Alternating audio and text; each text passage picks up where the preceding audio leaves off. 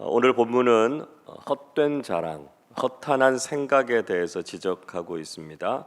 13절 말씀을 다시 보십시오.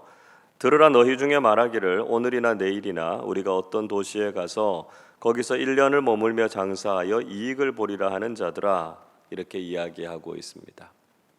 들으라 라고 하는 말은 직역하면 자 이제 이런 뜻입니다. 그러니까 이 편지의 수신자들에게 주의를 환기시키고 있죠. 관심을 끌고 있습니다. 어떤 사람들이 오늘이나 내일 다른 도시로 가서 거기서 한 1년 정도 머물면서 장사를 해서 이익을 남겨야 되겠다, 이렇게 생각하는 사람들이 있다는 것이죠. 흔히 사람들은 자기 인생에 대해서 계획을 가지고 있습니다. 미래에 무엇을 할 것인가에 대해서 준비하고 계획을 세우죠. 야고보 사도는 미래에 대해서 계획을 세우는 것이 필요 없다, 이런 이야기를 하고 있는 것이 아닙니다. 중요한 것은 우리가 내일을 알 수 없다라고 하는 것이죠. 14절을 우리 한 번 더 같이 읽어보겠습니다. 내일 일을 너희가 알지 못하는도다. 너희 생명이 무엇이냐? 너희는 잠깐 보이다가 없어지는 안개니라. 우리 인생의 특징은요, 우리가 내일을 알지 못한다라고 하는 것이죠. 내일이 아니라 당장 5분 후에 무슨 일이 일어날지도 우리는 모릅니다. 만약에 우리가 5분 후의 일만 알아도 우리의 삶에서 당하게 되는 대부분의 위험을 우리가 다 피할 수 있죠.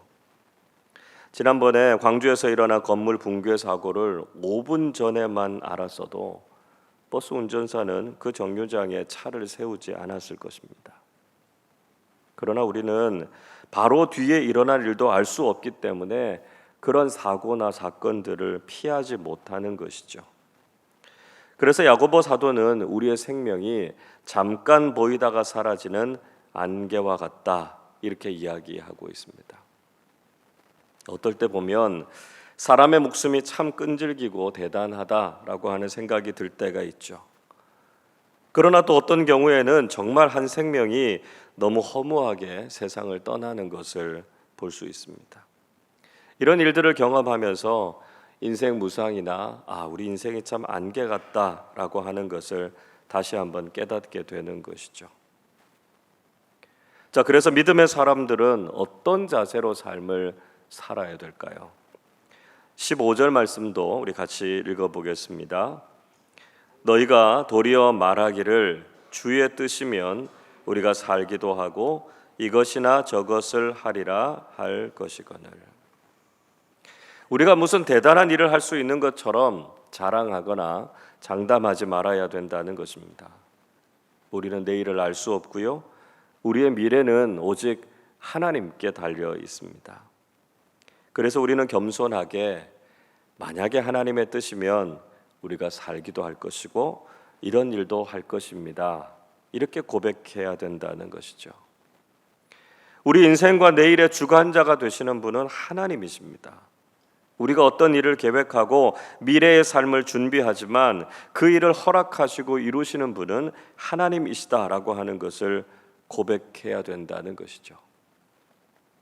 그러나 흔히 믿지 않는 사람들은 그렇게 하지 않습니다. 마치 자신이 모든 일을 다 할 수 있는 것처럼 그렇게 교만하게 행동할 때가 많죠. 미래를 자신이 다 알고 있는 것처럼, 세상을 자기 마음대로 다 주무를 수 있는 것처럼 얼마나 자기 자신을 자랑하는지 모릅니다. 그러나 이런 모습도 하나님 보시기에 악한 것이다 말씀하지요. 16절 보십시오. 이제도 너희가 허탄한 자랑을 하니 그러한 자랑은 다 악한 것이라 말씀하고 있습니다. 이렇게 허탄한 자랑을 늘어놓는 것은 하나님 앞에서 악한 것이다 말씀하고 있는 것이죠. 결론적으로 야고보 사도는 적극적으로 선을 행하지 않는 것은 죄다라고 하는 것을 강조하고 있습니다. 17절 보십시오. 그러므로 사람이 선을 행할 줄 알고도 행하지 아니하면 죄니라 말씀하고 있습니다. 그러므로라고 하는 말은 앞에서 이야기한 것을 결론적으로 정리하고 있는 것이죠. 자, 그런데 앞의 내용에 대한 결론으로 선을 행할 줄 알고도 행하지 않는 것은 죄다라고 하는 말씀이 좀 맞지 않는다, 이런 느낌을 가지게 됩니다. 여기에서 선이라고 하는 개념은 도덕적인 선을 의미하는 것이 아니고요, 하나님께서 보시기에 옳은 것을 말하고 있습니다. 즉 자신이 인생의 모든 것을 주관할 수 있는 것처럼 자랑하고 교만하게 여기는 것은 하나님께서 보시기에 죄라는 것이지요, 하나님의 눈에 악한 것이다 라고 하는 것입니다. 그래서 우리는 하나님의 뜻을 구하는 선을 적극적으로 행해야 된다는 것이죠. 우리가 하나님의 뜻을 알고도 따르지 않고 하나님의 주권에 모든 것을 맡기지 않는다면 그것이 죄가 된다라고 하는 것이죠. 하나님을 믿고 하나님께 모든 것을 맡기는 것이 선이다라고 하는 것을 아는데 그렇게 하지 않는 것이 죄라는 것입니다. 오늘도 우리의 모든 삶을 주관하시는 하나님의 뜻을 구하고요, 겸손하게 하나님의 뜻에 순종하면서 살아가는, 선을 행하며 살아가는 우리 모두가 되실 수 있기를 바랍니다. 자, 이어서 야고보 사도는 5장의 말씀을 통해서 부자들에 대해서 경고의 말씀을 주고 있습니다. 1절을 보십시오. 들으라 부한 자들아, 너희에게 임할 고생으로 말미암아 울고 통곡하라 말씀하고 있습니다. 한 번 더 들으라라고 하는 말씀을 통해서 주의를 환기시키고 있죠. 이번에는 부유한 사람들을 대상으로 교훈의 말씀을 주고 있습니다. 자, 그런데 부유한 사람들에게 임하게 될 고생 때문에 울고 통곡하게 될 것이다, 이렇게 말씀하죠. 우리가 일반적으로 생각해 볼 때 부유한 사람들은 별로 고생할 일이 없지 않겠나, 이런 생각을 하게 됩니다.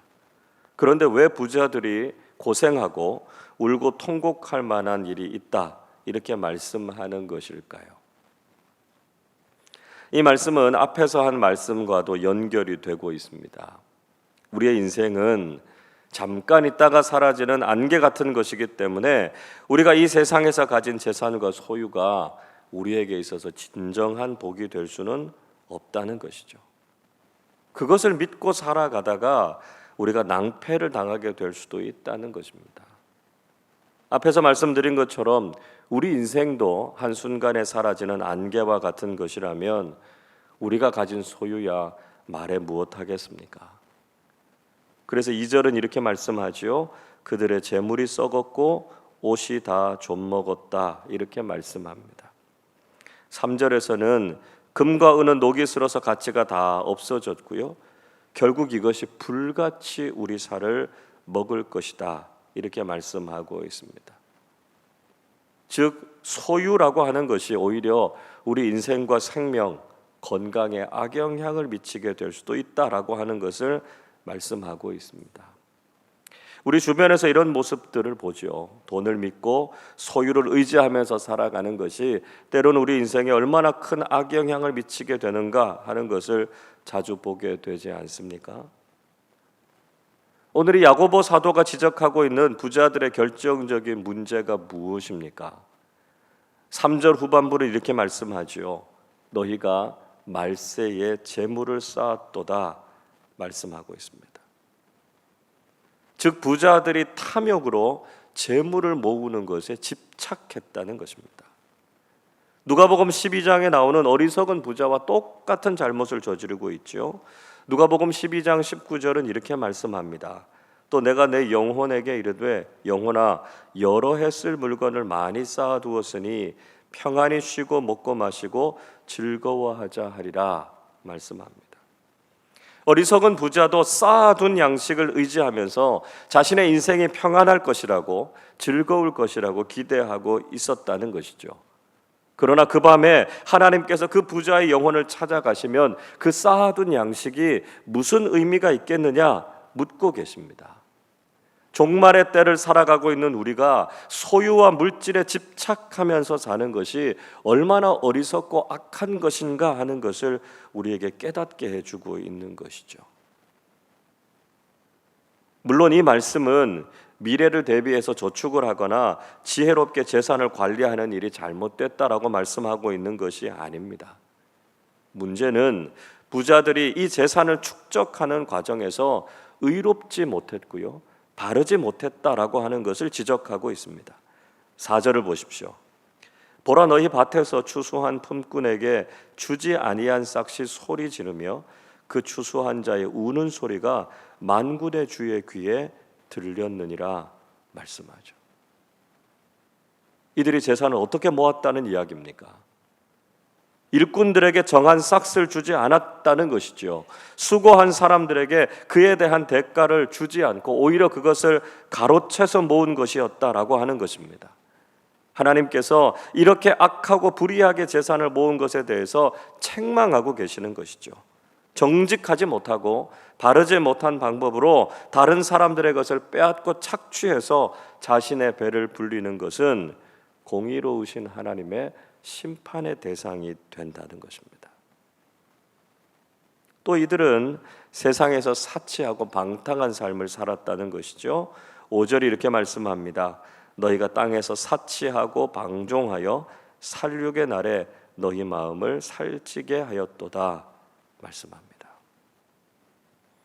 부자들은 이 세상의 삶의 소망을 두고 세상에서 얼마나 사치하고 방탕한 삶을 살았는지 모릅니다. 하나님 나라에 대한 소망에는 관심이 없고요, 이 땅에서 더 누리고 더 즐기는 것에만 마음을 두었다는 것이죠. 그래서 야고보 사도는 마음의 다이어트가 필요하다 이렇게 말씀하죠. 마음이 살찌고 안일해져서 종말의 때와 심판의 날을 잊어버리면 안 된다는 것입니다. 우리의 마음이 늘 깨어 있어서 긴장해야 되고요, 하나님의 때를 기다리는 사람들이 되어야 한다는 것입니다. 그리고 이들이 또 책망받은 이유는 의인을 정죄하고 핍박했기 때문이라는 것이죠. 6절을 보십시오. 너희는 의인을 정죄하고 죽였으나 그는 너희에게 대항하지 아니하였느니라 말씀합니다. 당시에 부유한 사람들의 또 하나의 특징은 의롭고 정직한 사람들을 괴롭히고 힘들게 했다는 것입니다. 자신들이 바르고 정직한 삶을 살지 않으니까요, 착하고 의롭게 사는 사람들이 마음에 들지 않았던 것이죠. 그래서 그들을 못살게 굴고 괴롭혔다 말씀하고 있습니다.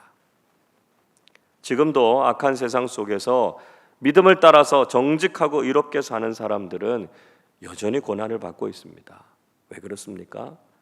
세상이 악하고 어둡기 때문이죠. 악한 사람들이 지금도 이 시대 속에 많이 있기 때문에 그렇습니다. 하나님께서는 바로 이런 악한 세상과 그의 타협해서 사는 사람들에게 오늘 경고의 메시지를 주고 있습니다. 하나님 앞에서 정직하고 바르지 못한 방법으로 부를 축적하고 하나님의 뜻에 따라서 살지 않는 사람들은 반드시 심판을 받게 된다는 것이죠. 이 세상에만 소망을 두고 하늘 소망으로 살지 않는 사람들은 결국 후회하는 인생을 살게 된다는 것입니다. 우리는 내일을 장담하면서 허탄한 자랑을 늘어놓는 사람들이 되지 말아야 된다는 것이죠. 또한 이 세상의 부와 소유에 집착하면서 다른 사람들을 괴롭히고 하나님 보시기에 악을 행해서도 안 된다는 것입니다. 오직 하나님의 뜻을 구하고 겸손하게 하나님께서 우리의 모든 인생을 주관하시는 것을 믿고 맡기는 사람들이 되어야 한다는 것이죠. 우리의 인생을 지켜보시고 살펴보시는 하나님 앞에서 선하고 바르게 살아가는 믿음의 사람들이 되어야 한다는 것입니다. 오늘도 우리에게 들려주시는 하나님의 말씀에 귀를 기울이고 하나님의 뜻을 행하고 그 말씀에 순종하는 믿음의 사람들로 살아가시기를 주님의 이름으로 축원합니다. 기도하겠습니다. 우리의 모든 삶을 주관하시는 하나님 아버지, 주님의 그 은혜와 사랑에 감사를 드립니다. 내일을 알 수 없는 우리 인생이 늘 하나님만 의지하게 하시고 겸손하게 하나님의 뜻을 구하면서 살게 해 주시옵소서. 내일을 장담하거나 헛된 자랑을 늘어놓지 않게 하시고 하나님의 선하신 뜻을 적극적으로 실천하며 살게 하여 주시옵소서. 세상의 부유함에 집착하지 않게 하시고 돈 때문에 다른 사람들을 힘들게 하거나 괴롭히지 않게 하여 주옵소서. 이 땅의 소망이 아니라 하늘 소망 가지고 살아가게 하시고 바르고 정직한 믿음의 길 걸어가게 하여 주옵소서. 그래서 오늘 하루도 우리에게 생명 주신 하나님께 감사하면서 하나님의 말씀에 순종하는 우리 모두 되게 하여 주옵소서. 감사드리며 우리 주님 예수 그리스도의 이름으로 기도하옵나이다. 아멘.